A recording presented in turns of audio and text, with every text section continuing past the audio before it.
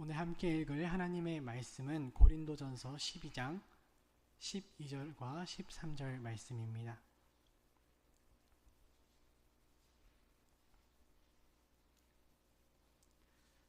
저와 여러분이 함께 한 목소리로 봉독하겠습니다. 몸은 하나인데 많은 지체가 있고 몸의 지체가 많으나 한 몸인과 같이 그리스도도 그러하니라. 우리가 유대인이나 헬라인이나 종이나 자유인이나 다 한 성령으로 세례를 받아 한 몸이 되었고 또 다 한 성령을 마시게 하셨느니라. 아멘. 오늘 설교의 제목은 같은 성령님 하나의 몸입니다. 미래의 세대를 부르는 단어로 요즘에 Z세대 또는 알파세대라는 말이 종종 들립니다. 트렌드는 시대를 반영하기도 하고요. 한편으로는 시대를 이끌어 가기도 하죠. 2025년 그리고 나아가 더 미래에는 갈수록 개인화가 심해진다고 합니다. 사실 이것은 이미 우리가 직접 당면하고 있는 현실입니다. 대중교통을 이용해 보면요, 스마트폰과 이어폰을 안 쓰는 사람을 찾아보는 게 더 어렵습니다. 분명히 사람이 꽉 찬 만원 지하철이고 바로 옆에 또 사람이 있는데도 이 눈과 귀를 스마트폰과 또 이어폰으로 막고 자기만의 세계로 들어갑니다. 그런데 이제는 이런 변화, 그렇게 스마트폰 기기와 자신의 그런 이어폰으로 혼자 들어가는 그런 시대가 과도기를 겪고 온 세대를 지나서, 제가 딱 과도기 세대거든요. 제가 중학교 때 스마트폰이 생겼어요. 근데 그런 과도기를 겪은 시대가 지나가는 때가 되었고, 이제는 아예 태어날 때부터 그런 게 당연한 세대가 점점 자라고 있습니다. 지금 중고등생들은 이미 그런 아이들이죠. 사람들마다 이 개인화에 대해서 장단점이 있다고 평가합니다. 그러나 교회인 우리는 이런 시대를 향해서 하나님께서는 무엇이라 말씀하시는지, 무엇이라고 가르치고 있는지에 더 귀를 기울여야 하겠습니다. 고린도전서는 먼저 잘못을 책망하고 바로잡으려는 목적으로 쓰여진 서신입니다. 고린도 교회에는 여러 가지 문제가 있었습니다. 몇 가지만 말씀드리면, 분쟁과 파당 문제, 또 성적인 부도덕 문제도 있었고요. 이방인들과 함께 제사 드리는 문제, 그리고 사도 바울의 권위를 무시하는 그런 문제, 또 잘못된 부활 소망을 가진 문제 등 여러 가지 문제가 있었습니다. 그 중에서도 분열을 하는 문제, 당파를 짓는 문제는 아주 심각한 문제이고 당장 해결해야 할 시급한 문제였습니다. 초기 기독교 교회가 복음을 퍼쳐나가고 한 힘을 모으기에도 모자란 때인데 분열해서 사분오열할 위기에 처해 있었기 때문입니다. 생각해보면 이 고린도전서에서 발견되는 다른 여러 가지 문제들이 어쩌면 이 분열의 문제 때문에 시작된 것이기도 하고, 그런 여러 가지 문제들 때문에 분열이 된 것일 수도 있다 생각을 합니다. 바울이 이 분열의 문제를 처음 언급한 곳은 고린도전서 1장 거의 초두에 있습니다. 제가 읽어드리겠습니다. 내 형제들아, 근로의 지편으로 너희에 대한 말이 내게 들리니 곧 너희 가운데 분쟁이 있다는 것이라. 내가 이것을 말하거니와 너희가 각각 이르되 나는 바울에게, 나는 아볼로에게, 나는 게바에게, 나는 그리스도에게 속한 자라 한다는 것이니. 어떻습니까? 이 작은 고린도 교회 안에서도 바울파, 아볼로파, 게바파, 그리스도파 나눠서 찢어져 있습니다. 고린도 교회 성도들은 왜 이렇게 분열하는지 잘 생각해보면 이 고린도시라는 도시의 그 모습도 한 역할을 한다 생각합니다.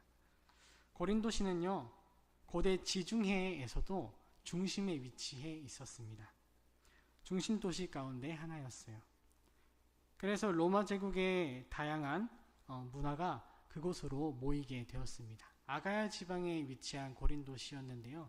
아가야 지역은 산지로 험지가 험악한 산지로 되어 있어서 그곳을 지나다니기 위해서는 꼭 고린도시를 지나는 게 필요했습니다. 아주 중요한 교통 여지였어요. 그래서 상업이 발달했고요. 그곳에 모인 사람들을 타고 다양한 신분과 문화, 관습, 종교가 이 고린도시에 모이게 됩니다. 이런 배경을 놓고 볼 때 고린도 교회를 구성하는 구성원의 그런 신분과 관습과 종교와 문화 같은 것들도 그들과 다르지 않았을 거라 생각을 할 수 있습니다. 자연히 이 고린도 교회 안에 다양한 배경을 가진 사람들이 모이게 된 것입니다. 이 바울은요, 본문에서 이 다양한 사람들을 넷으로 분류를 합니다. 우리가 유대인이나 헬라인이나 종이나 자유인이나 이렇게 분류합니다. 불과 넷뿐이지만 이 넷 안에 고린도 교회의 모든 성도를 분류해낼 수 있습니다. 유대인과 유대인이 아닌 사람, 그리고 종과 종이 아닌 자유인인 사람, 어느 한 카테고리에 고린도 교회의 모든 성도가 들어갈 수 있었습니다. 그런데 사실 이 네 구분을 볼 때 이들은 쉽게 섞일 수가 없는 부류입니다. 유대인들은 이방인들을 뭐처럼 취급했다고 아주 잘 알고 계시죠? 개처럼 취급했다고 그렇게 말합니다. 또 자유인과 종의 차이는 어떤가요? 자유인은 사람이라고 하면 종은 당시 물건과 같이 취급되었습니다. 이 넷은 단순히 넷으로 보이지만 쉽게 섞일 수가 없는 그런 부류들이었습니다. 다양하다 못해서 극단적으로 다른 배경을 가지고 함께 모여 있는 것이 이 고린도 교회의 사람들이었습니다. 우리는 평등 사회에서 살고 있습니다. 그래서 이들에게 이 신분 차이가 과연 어떤 갈등을 나타낼 것인지, 어떻게 분열이 일어나는지 그걸 잘 감각하지 못할 수 있어요. 하지만 분명한 것은 이들에게 있어서 이런 차이는 태어날 때부터 정해진 것, 좀 더 가면 하늘에서 정해준 것이라고 여길 만큼 아주 당연한 것이었고, 평생을 그렇게 살아오다가 어느 날 갑자기 고린도 교회로 모이게 된 것이란 점입니다. 그렇게 너무 다른 이들이 한 자리에 모여 있으니 어쩌면 많은 갈등이 있는 것은 당연한 결과일지도 모르겠습니다. 그런데 이상한 점은요, 그런데도 불구하고 많은 다양한 배경을 가진 전혀 다른 사람들이 모여 있음에도 불구하고 이 사람들이 모여 있다는 것입니다. 서로 분쟁하고 다투고 갈라질 법도 하고 그대로 흩어져도 만무한데, 그럼에도 이 사람들이 구태여 한 자리에 모여 있다 하는 것입니다. 이들은 무엇 때문에 한 자리에 모여 있습니까? 이들이 모여 있는 것이 만약에 그들의 자발적인 선택이었다면 어떤 분열이나 분쟁이 있고 나에게 이익이 되는 것이 없다라는 판단이 됐을 때는 뿔뿔이 흩어졌을 겁니다. 하지만 그들은 자발적으로 이곳에 모인 것이 아니었습니다. 그들을 부르신 분이 계셨죠. 고린도 교회라는 영적인 결속 안으로 하나로 묶으신 분이 계십니다. 바로 예수 그리스도이십니다. 그리스도께서 이들을 강권하여 부르셨기 때문에 이들은 그런 분쟁과 분열 속에서도 계속 모여 있는 것입니다. 사람이 스스로 거절할 수 없는, 거부할 수 없는 강권하시는 은혜 때문에 한 자리에 모여 있는 이들입니다. 그래서 바울은 이들에 대하여 그리스도와 같다라고 말합니다. 그리스도께서 찢어질 수 없는 것과 같이 이들도 찢어질 수가 없는 그런 사람들이다 하는 말씀입니다. 주님은 막힌 담을 허시고 만물을 하나 되게 하시는 주님이십니다. 그런 그리스도께서 고린도 교회 성도들을 부르셨을 때는 너희들이, 내가 불러낸 너희가 내 안에서 하나가 되기를 내가 원한다 하는 의미가 담겨 있습니다. 예수님께서는 제자들과 함께 이 땅에서 공생의 사역을 하실 때 이 하나됨에 대해서 종종 말씀하셨습니다. 특별히 요한복음 17장에서 예수님이 십자가에 달리시기 전에 하나님 아버지께 간절히 기도할 때 이 하나됨에 대해서 아주 열심히 간절하게 기도하십니다. 그 기도를 우리가 함께 읽어보겠습니다. 시작. 아버지여, 아버지께서 내 안에 내가 아버지 안에 있는 것 같이 그들도 다 하나가 되어 우리 안에 있게 하사 세상으로 아버지께서 나를 보내신 것을 믿게 하옵소서. 내게 주신 영광을 내가 그들에게 주었사오니 이는 우리가 하나가 된 것 같이 그들도 하나가 되게 하려 함이니이다. 곧 내가 그들 안에 있고 아버지께서 내 안에 계시어 그들로 온전함을 이루어 하나가 되게 하려 함은 아버지께서 나를 보내신 것과 또 나를 사랑하심 같이 그들도 사랑하신 것을 세상으로 알게 하려 함이로소이다. 아멘. 십자가에 달리시기 직전에 예수님께서는 하나님 아버지께 간절하게 간구하십니다. 저들로 하나가 되게 하옵소서. 예수님은 자기 자신보다 제자들을 더 사랑하셨습니다.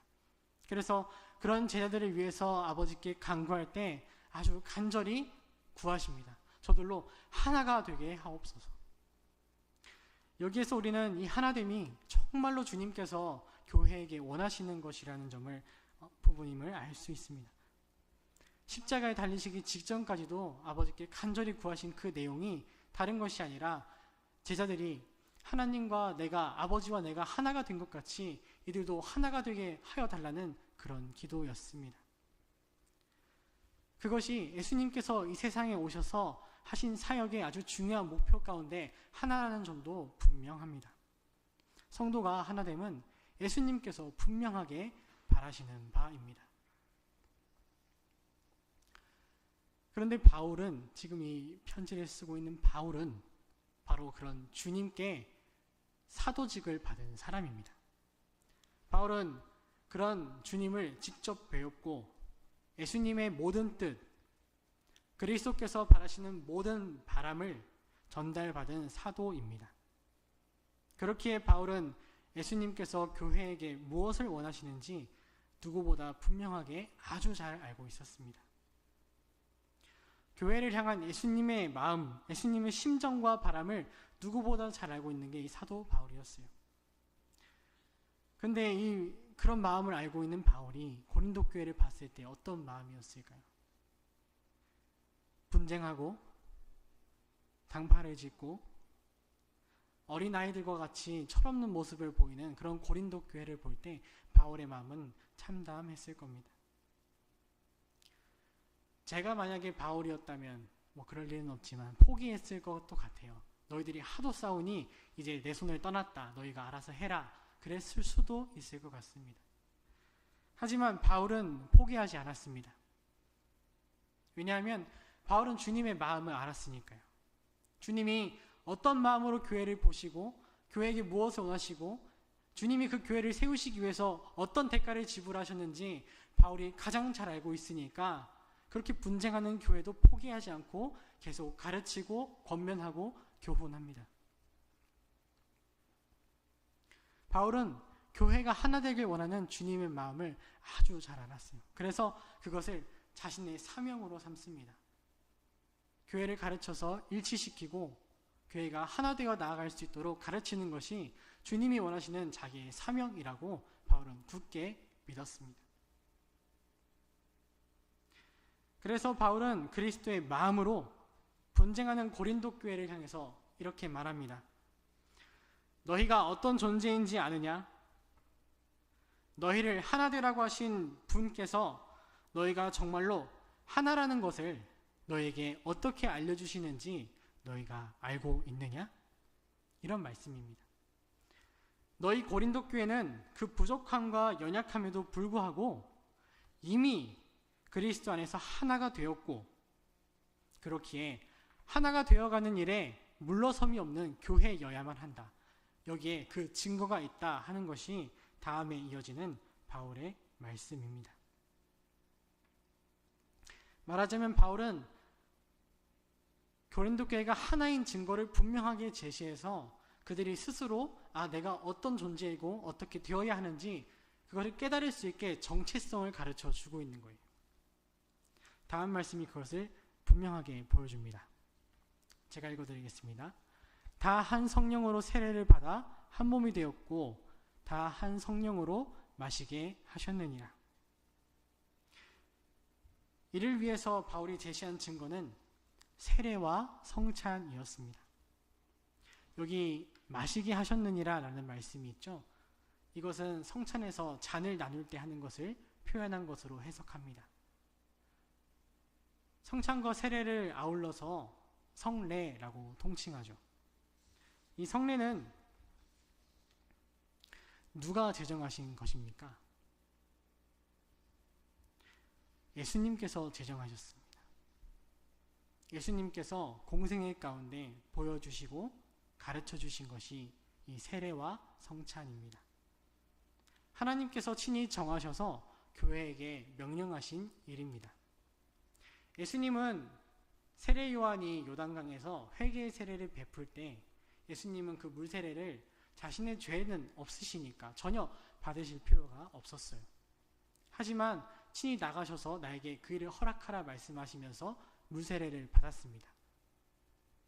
주님께서 그렇게 받으신 이유는 다른 이유들도 있지만 후일에 오는 모든 교회가 예수님을 본받아 그렇게 세례를 받기를 가르치신 겁니다.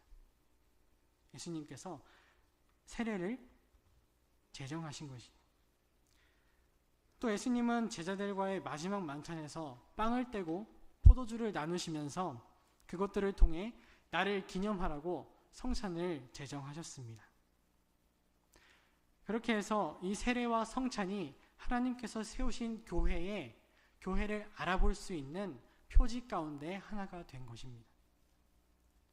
고린도 교회는 비록 부족하고 연약함에도 불구하고 이 세례와 성찬이라는 교회를 분별하는 그 시금석이 분명하게 있었습니다.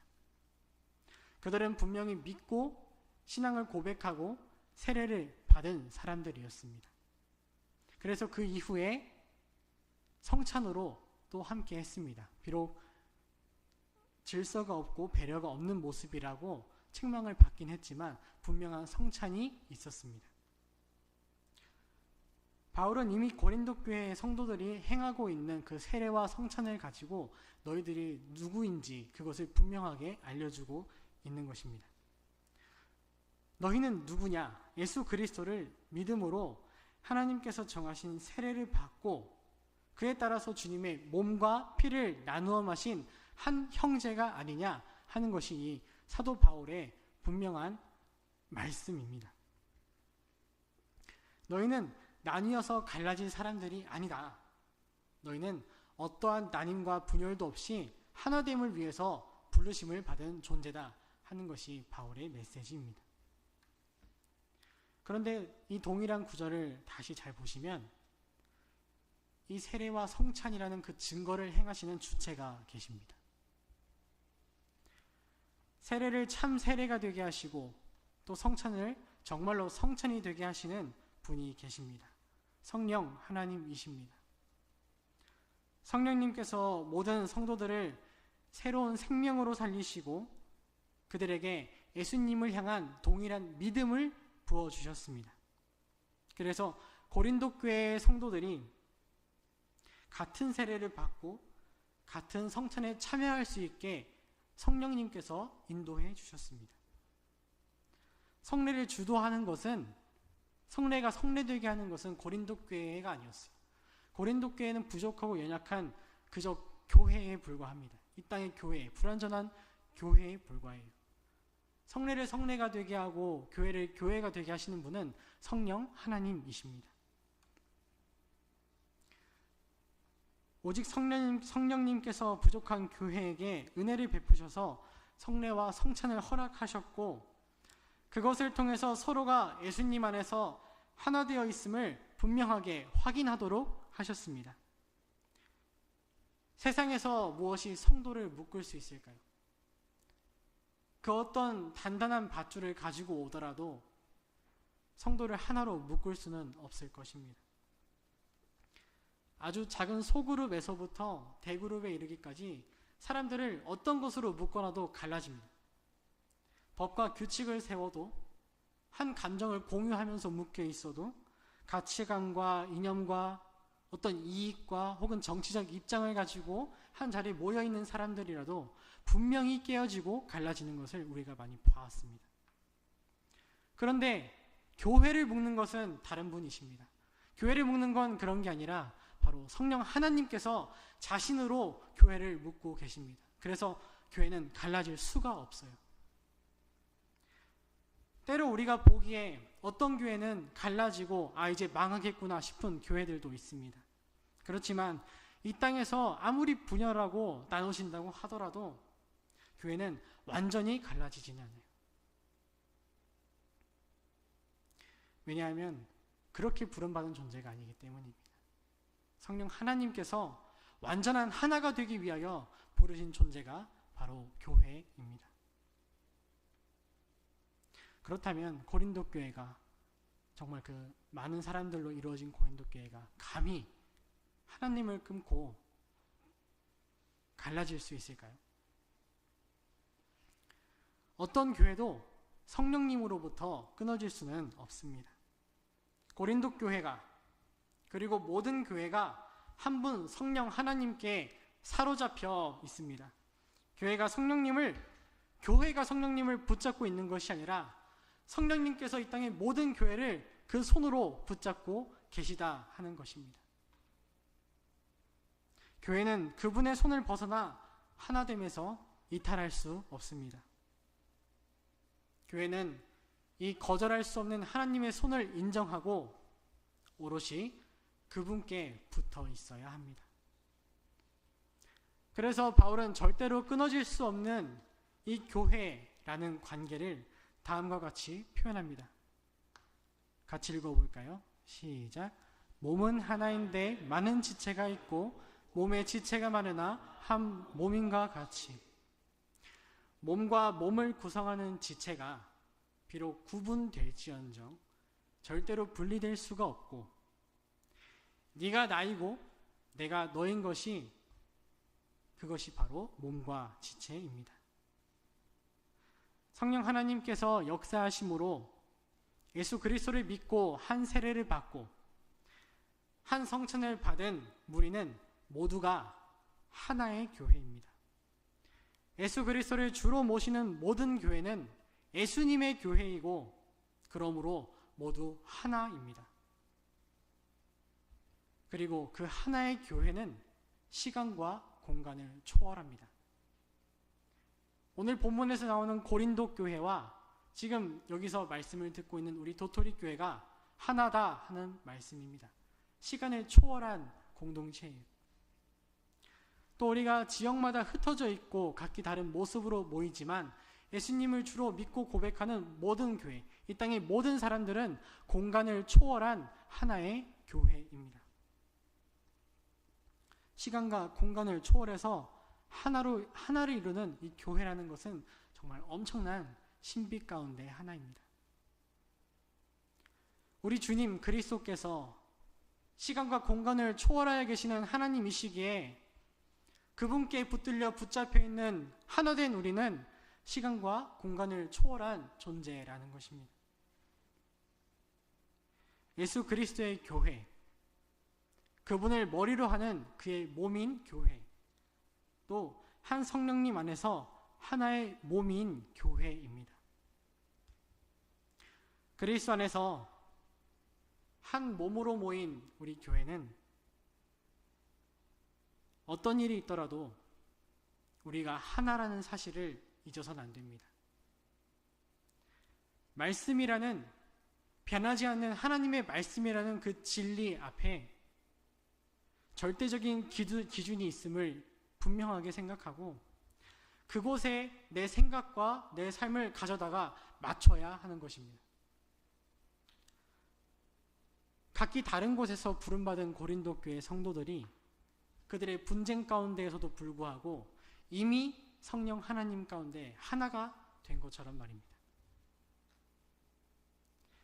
우리가 이 하나됨이라는 하나님의 말씀을 지키기 위해서 하나님께서 원하시는 그 하나됨을 더 잘 이루어가기 위해서 더욱 하나님을 의지하시길 바랍니다.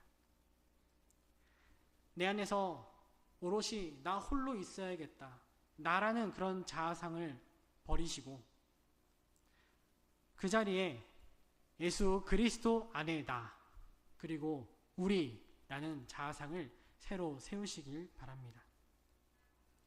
특별히 앞으로 점점 더 심화되어 간다는 이 개인화, 그 속에서 살아가는 또 자라갈 자녀분들과 또 미래의 손자 손녀들에게 교회란 나눠지는 것이 아니다, 교회란 성령님께서 하나로 부르셨고 예수 그리스도 안에서 하나이다 하는 것을 잘 가르쳐 주시길 바랍니다. 세상이 그리고 문화가 아무리 우리를 홀로 있으라고 종용하더라도 우리는 그리스도 안에서 하나라는 하나님의 말씀을 선택하는 그런 도토리 교회가 되기를 바랍니다. 제가 잠깐 짧게 기도하겠습니다. 하나님 아버지, 감사합니다. 주님께서 주님 안에 한 교회로 불러 모으신 이 땅의 모든 교회가 주님 안에서 나의 생각을 내려놓고 주님의 말씀 앞에서 우리가 하나요, 주님 안에 형제 자매임을 깊이 인식하고 감사하며 기뻐할 수 있는 영광의 날을 허락하여 주시옵소서. 예수님의 이름으로 기도합니다. 아멘. 주기도문으로 수요 예배를 마치겠습니다. 하늘에 계신 우리 아버지여, 이름이 거룩히 여김을 받으시오며 나라의 임하옵시며 뜻이 하늘에서 이룬 것 같이 땅에서도 이루어지이다. 오늘날 우리에게 일용할 양식을 주옵시고 우리가 우리에게 죄 지은 자를 사하여 준 것 같이 우리 죄를 사하여 주옵시고 우리를 시험에 들게 하지 마옵시고 다만 악에서 구하옵소서. 대개 나라와 권세와 영광이 아버지께 영원히 있사옵나이다. 아멘.